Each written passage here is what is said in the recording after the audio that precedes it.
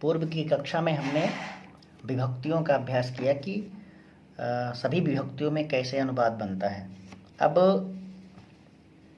विभक्तियों के बाद में कुछ अव्यय हमने लिया था, अव्यय के बाद में कुछ प्रत्ययों को लेते हैं, जैसे त्वा प्रत्यय है, लेप प्रत्यय है। तो त्वा प्रत्यय का प्रयोग कब करते हैं? जैसे करके, हिंदी में होता है ना, इसको करके जाना है, इस तरह का जो अर्थ होता है उसको त्वा प्रत्यय बताता है। जैसे मैं खा करके विद्यालय जाऊंगा, अहम खादित्वा विद्यालयम गमिष्यामि, अहम खादित्वा विद्यालयम गमिष्यामि।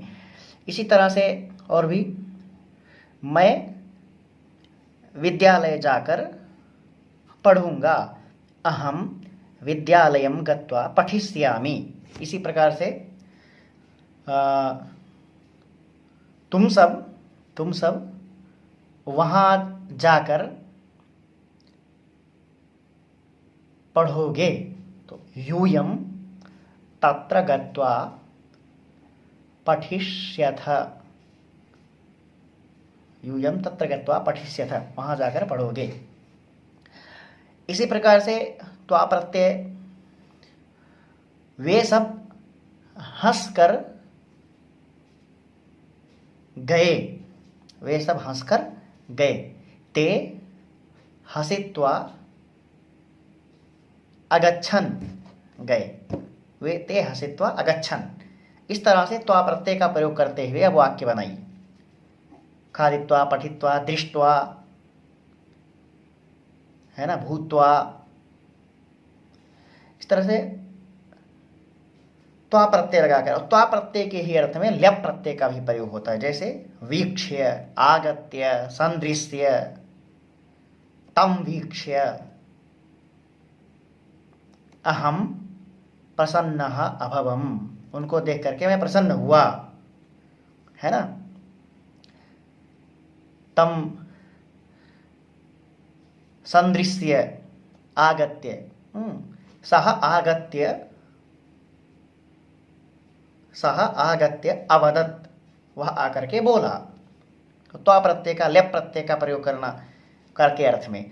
त्वा प्रत्यय लेप प्रत्यय के बाद में क्रिया को बताने के लिए ल्युट् प्रत्ययान्त शब्द, जैसे गमनम जाना, पठनम पढ़ना, खादनम खाना, हसनम हसना, वदनम बोलना, कथनम कहना, तो ये क्रिया को बताते हैं। अब इनका रूप चलता है फल शब्द के समान, फलम फले फलानी, इस तरह गमनम गमने गमनानी, है ना।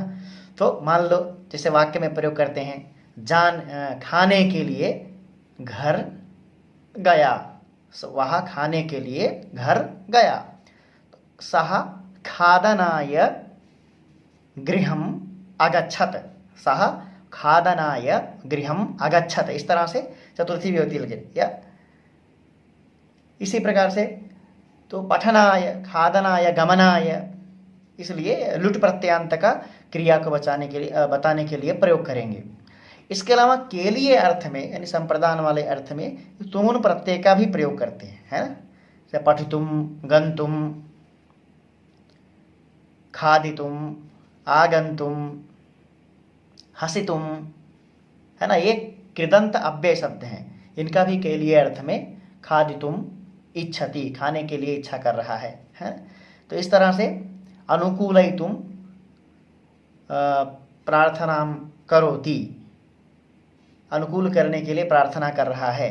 तो इस तरह से तुमुन प्रत्यय का प्रयोग के लिए अर्थ में, तुमुन प्रत्यय ल्युट् प्रत्यय है, तिमुन प्रत्यय है, और त्वा प्रत्यय है, लेप प्रत्यय है। इन प्रत्ययों को लगा लगा करके वाक्य बनाइए। तो जो सामान्य विभक्तियों का मैं बताया है, उसी क्रम में विभक्तियों का अभ्यास कर लिया, उसके बाद फिर कुछ अव्यय बताए थे, उसका अभ्यास कर लिया, फिर इन प्रत्ययों का अभ्यास कीजिए। इन प्रत्ययों के अलावा कुछ और अव्यय हैं, जैसे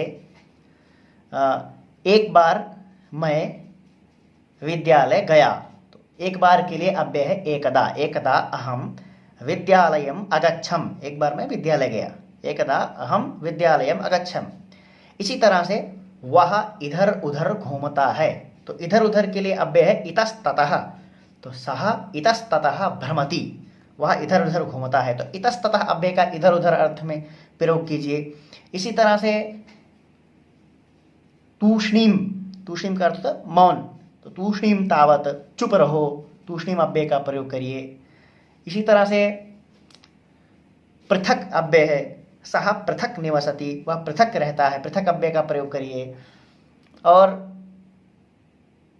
जैसे एक होता है किम वा, अथवा, अथवा अर्थ में किम वा, इसका प्रयोग करिए, ये भी अव्यय है।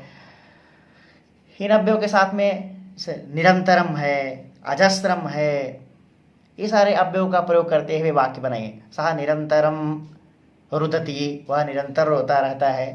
सह अजस्रम पठति, वह हमेशा पढ़ता रहता है? इसी तरह से निश्चय वाचक अव्यय है, नूनम, नूनम करणीयम, निश्चित ही करना चाहिए। तो इस तरह से विभिन्न प्रकार के अव्ययों का, अब इन अव्ययों का प्रयोग करते हुए वाक्य बनाइए, ठीक है। तो इन अव्ययों का और कुछ प्रत्यय जो बताए, इन प्रत्ययों को जोड़ते हुए आप वाक्य बनाइए। अब ध्यान ये रखना है कि मैंने तो क्या है, सीधा कर्ता और क्रिया का एक दिन में बता दिया, तो आप कर्ता क्रिया का अनुवाद एक बार बना लेंगे, तो ऐसा नहीं है। कम से कम जो बनाने का जो क्रम है वो ज़्यादा होना चाहिए। जितना अभ्यास करेंगे उतना ही हमको बनाने आएगा। वैसे आवश्यक निर्देश क्या क्या इसके बाद करना है वो मैं बताऊंगा, उसके लिए क्या क्या, तो इन प्रत्ययों का अभ्यास कीजिए। अब ध्यान दीजिए इसमें कि प्रत्ययों का और कुछ अव्ययों का जब अभ्यास हम कर लेंगे, और जो विभक्तियों का हमने बताया है जिस क्रम से अभ्यास करने का, उस क्रम से अभ्यास कर लेंगे, तो हमको जो है संस्कृत अब धीरे धीरे काफ़ी हद तक समझ में आने लग जाएगी, और हम धीरे धीरे वाक्य रचना करने लग जाएंगे। सामान्य जो है शुद्ध रूप से वाक्य रचना हमारी आरंभ हो जाएगी। अब ये सामान्य रूप से जो व्यवहार में आ रहा है, सामान्य लिखना, और उसको जब लिखना आ जाएगा तो धीरे धीरे बोलना, तो सामान्य लिखना और बोलना इस क्रम से आपको आने लग जाएगा धीरे धीरे। कॉन्फिडेंस, एक उत्साह, एक धैर्य, मतलब एक प्रकार का, जब भाई कुछ समझ में आने लग जाता है तो अपने आप ही मन में एक दृढ़ता जागृत होती है कि हाँ हमें कुछ आने लग गया।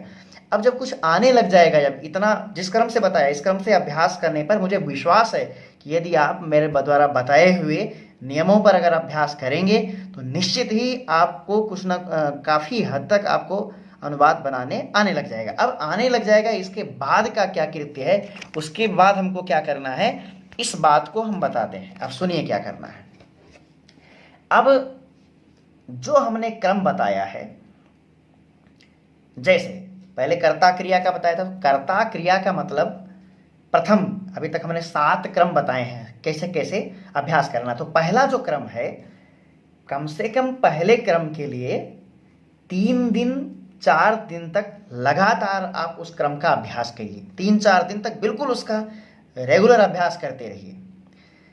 तो 3-4 दिन तक आप रेगुलर अभ्यास करेंगे कर्ता और क्रिया का, तो कर्ता क्रिया बुद्धि में स्थित हो जाएगी, फिर वो अनुवाद बनने लग जाएगा। उसके बाद फिर दूसरा उठाइए, फिर कर्म का अनुवाद उठाइए, उसको भी 3-4 दिन तक बनाइए। 3 दिन 4 दिन, 4-4 दिन का रख लीजिए। तो प्रथम जो नियम हमने बताए हैं वो 4 दिन, और दूसरे जो नियम हमने बताए हैं वो भी 4 दिन। इसी तरह से तीसरा जो क्रम है, करण वाला, तृतीया जो भी है, उसको भी 4 दिन। तो 7 वीडियोज मैंने अपलोड किए हैं, सभी हर वीडियो में जो नियम बताए गए हैं उस नियम के लिए कम से कम 4 दिन आप दीजिए। तो 4 दिन अगर आप देंगे तो 4 दिन में केवल कर्ता क्रिया 200, 300, 400, 500, 700 धातु बदल करके आप अभ्यास केवल कर्ता क्रिया का कीजिए, तो 500 1000 वाक्य आप बन जाएंगे। तो बिल्कुल कर्ता क्रिया आपको फिक्स हो जाएगा आपकी बुद्धि में। उसके बाद में फिर दूसरा जो क्रम है उसको भी इसी प्रकार से 4 दिन खूब अभ्यास कीजिए। तीसरा, चौथा, 5वां, 6वां और 7वां, 7 मैंने क्रम बनाए हैं। 8वां जो क्रम मैं दे रहा हूँ, 8वें में कुछ प्रत्ययों का। तो इन आठों इस वीडियोज में जो 8 जो हमने क्रम बताए हैं, प्रत्येक के लिए 4-4 दिन चाहिए। 4 दिन तक एक जो क्रम बताए हैं उसका हमें अभ्यास करना है। तो टोटल 8 × 4 यानी इक्वल टू 32, यानी 32 दिन अगर आप इन सारे वाक्यों का अभ्यास करेंगे तो मुझे विश्वास है आपको काफ़ी हद तक संस्कृत समझ में आने लग जाएगी और संस्कृत का अनुवाद आपसे बनने लग जाएगा। अब जब संस्कृत का अनुवाद बनने लग जाए, इतना हो जाए, अब इसके बाद में आगे हमें क्या करना, क्योंकि अब आगे अब ये हमको समझ में आने लग जाएगा पूरा कि वाक्य कैसे बनता है, एक वाक्य रचना हमारी आरंभ हो जाएगी। 32 दिन, तो हमें आपका केवल 32 दिन चाहिए।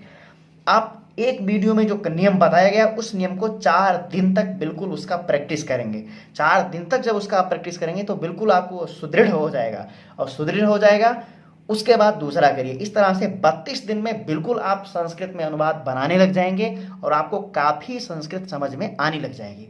इसके बाद आप 32 दिन के बाद आपको क्या करना है, 32 दिन के बाद आपको ये करना है, आप प्रारंभिक रचना अनुवाद कौमुदी उठाइए। अब प्रारंभिक रचना अनुवाद कौमुदी लेकर के उसके अभ्यास में जो नियम दिए गए हैं उन नियमों को पढ़ते हुए एक एक अभ्यास बनाइए। अब अगर 32 दिन आप अभ्यास कर ले जाते हैं जिस क्रम से मैंने बताया है, इस क्रम से 32 दिन अभ्यास करने के बाद में जो आपकी प्रारंभिक रचना अनुवाद कौमुदी है आप प्रारंभ करेंगे तो बिल्कुल सरल लगेगी। ऐसा लगेगा कि हमको सब आ रहा है और समझ में भी आएगा, और बिल्कुल सरलता से वाक्य बनने लग जाएंगे और वो सारे नियम आपको समझ में आने लग जाएंगे। अब उन नियमों को समझते हुए प्रारंभिक रचना अनुवाद के जो भी उसमें अभ्यास दे रखे हैं 30-40 अभ्यास, उन सारे अभ्यासों को आप बना डालिए। आप संस्कृत बोलने और लिखने में काफ़ी हद तक परफेक्ट हो जाएंगे। मतलब मैं मानता हूँ कि एक अच्छी संस्कृत लिखना और अच्छी संस्कृत बोलना जान जाएंगे। उसके बाद और इम्प्रूव करने के लिए और अच्छा करने के लिए कि हमको बोलना और निर्भ्रांत आ जाए, उसके लिए सुधर्मा संस्कृत न्यूज़पेपर निकलता है, डेली न्यूज़पेपर है संस्कृत का, उसको मंगाइए, घर में पढ़िए, संस्कृत की कथाएं पढ़िए, निबंध पढ़िए, सामान्य जो विधाएं हैं, अनेक जो कवि लोग लिखते रहते हैं, कविता, श्लोक, निबंध, इनको पढ़ते रहिए। इनको पढ़ते हुए और जो प्रारंभिक रचना अनुवाद के उसके बाद प्रौढ़ रचना अनुवाद कौमुदी भी बनाइए। प्रौढ़ रचना अनुवाद कौमुदी का क्रमबद्ध, जब प्रारंभिक बना लेंगे तो प्रौढ़ में पहुंचेंगे, प्रौढ़ कर रचना अनुवाद कौमुदी आप स्टार्ट कर देंगे तो एक अध्याय से धीरे धीरे करते करते करते करते विभिन्न नियमों को पढ़ते पढ़ते सारे प्रत्ययों का अध्ययन करते करते आप संस्कृत भाषा के पूर्ण विशेषज्ञ बन जाएंगे। इसमें कोई संदेह नहीं है, ऐसा मेरा विश्वास है। लेकिन आप 32 दिन पहले चाहिए, जिस क्रम को मैंने बताया है इस क्रम से 32 दिन तक आप पहले प्रारंभ में अनुवाद बनाइए। अनुवाद बनाने के बाद में आप प्रारंभिक रचना अनुवाद कौमुदी उठाएंगे और साथ साथ में सामान्य कहानियाँ, संस्कृत में लिखे हुए गद्य, काव्य, श्लोक, इनको पढ़ेंगे। इनको पढ़ने के बाद में आप साथ साथ में प्रौढ़ रचना अनुवाद कौमुदी बनाएंगे तो आप एक संस्कृत के एक अच्छे संस्कृत भाषा के आप ज्ञाता बन जाएंगे, ऐसा मेरा विश्वास है। और आप लोग जो है वीडियो देखिए और आगे से आगे जितने भी बच्चे हैं जो संस्कृत के जिज्ञासु हैं, जो सीखना चाहते हैं, उनके लिए इस वीडियो को शेयर करिए और चैनल को भी सब्सक्राइब करिए। बहुत बहुत धन्यवाद। नमो नमः।